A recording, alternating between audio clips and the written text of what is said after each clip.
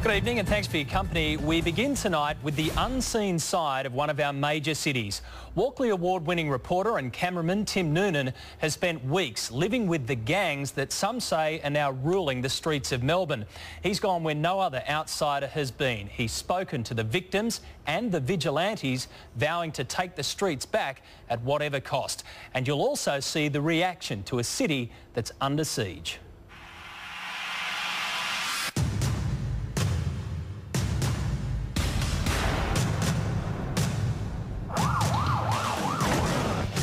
You gotta stab someone, you stab them. You have to have the heart to kill someone.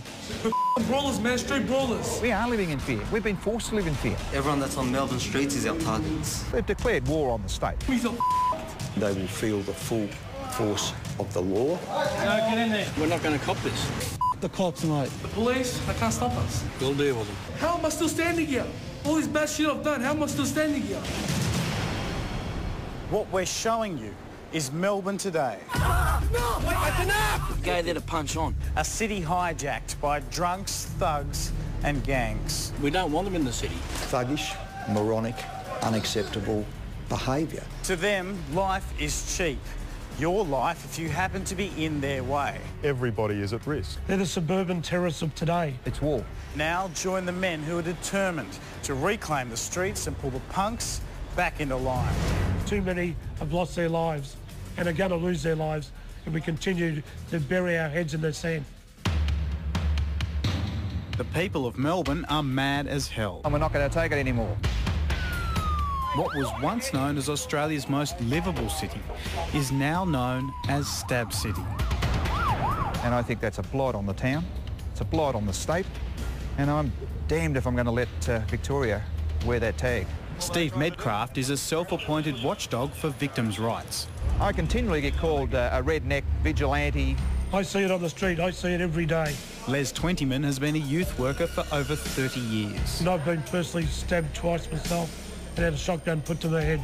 Both men have never seen Melbourne so violent, and they won't rest until the streets are safe. Some weekends in Melbourne, you can have up to 15 stabbings. In a lot of cases, they're not reported to police because they don't get involved. It's only when there's a fatality.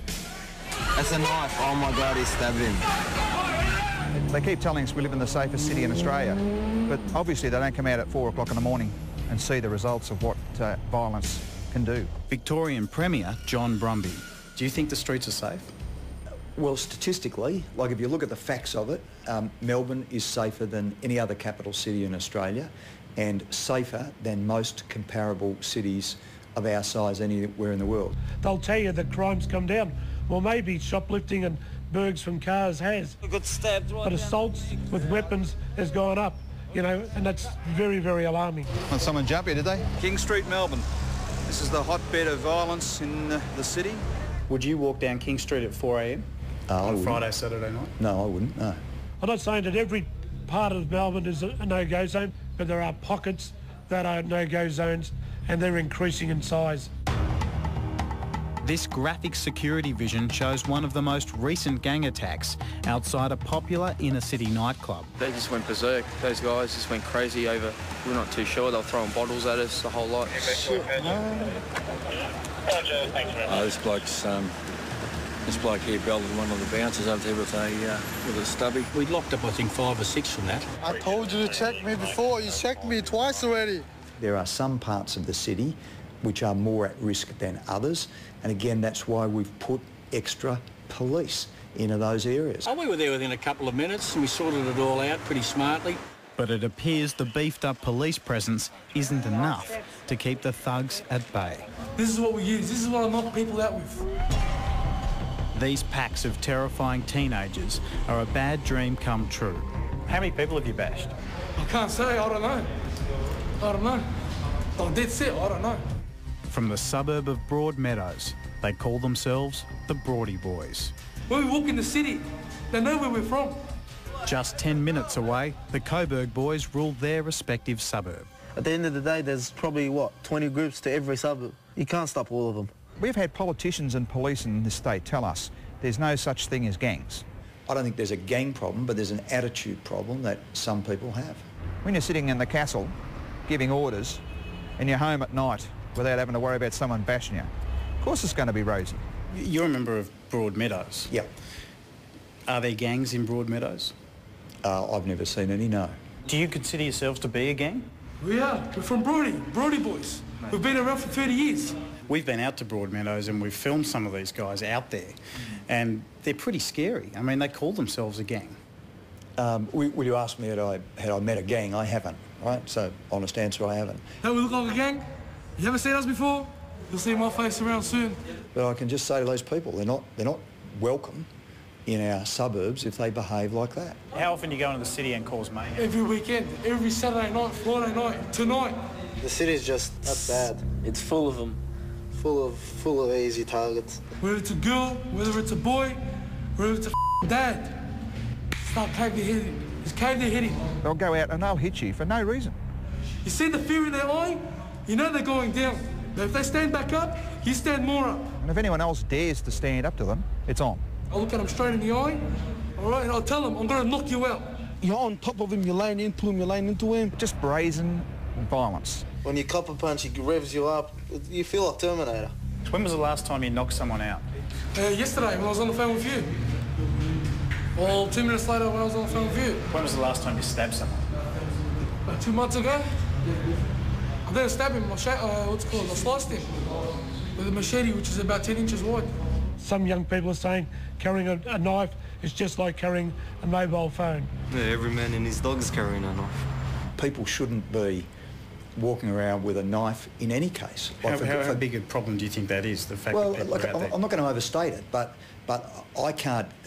I struggle to get inside the head of somebody who thinks that you walk around the streets of Melbourne with a knife or a machete. When you've got 5 to 10 people just on yourself, what's a fist gonna do? So, you go, you get your weapon, you do what you gotta do. You gotta stab someone, you stab him. This thing's that sharp, the guy won't feel it at the start. We'll just go in and out. But after probably 2-3 minutes, the guy will feel it. Police have got the power to search somebody if they have a reasonable suspicion that that person's carrying a knife. Police have got search powers, but they've got 7 days to tell you. I mean, how stupid is that? You can't just go through a whole nightclub or a hotel and search everybody unless you've given some notice beforehand. Are we supposed to believe this garbage? I mean, give the police the power to carry a metal detector around and search anyone they think has got a knife. How do you know where to stab someone? Oh, mate, you go for whatever position you can find. Usually you slice them. We got the stomach, the chest, the neck and the head. Have you guys ever stabbed someone? No comments. Sometimes they go to the extreme of stabbing someone to say, well, how's that? Am I tough enough? The other day we had a 15-year-old stab someone 15 times just for 20 cents. And I heard one person say, you're now off your P's because he stabbed someone. 3 men chased the victim down Sydney Road to the convenience store where he was stabbed 5 times. Luke Mitchell is one of the latest reminders that no one is safe. Luke went out Saturday night and didn't come home. His brother Shane is the human face for the families left behind. He was my baby brother. He was the best man at my wedding. He was the godfather of my daughter. Security cameras captured the man's panicking friends trying to call for help. My understanding was he was stabbed about 5 times. It's a brutal memory he'll live with for the rest of his life. I can't explain to anybody what it's like to lose such a incredible person from your life, and I guess I was just privileged not just to know him, but to have grown up with him and watch him grow and, you know, be a part of that. What makes this attack so appalling is that Luke had stepped in to save a stranger from being bashed when the gang turned on him. And just 3 hours later, his brother Shane was told the tragic news.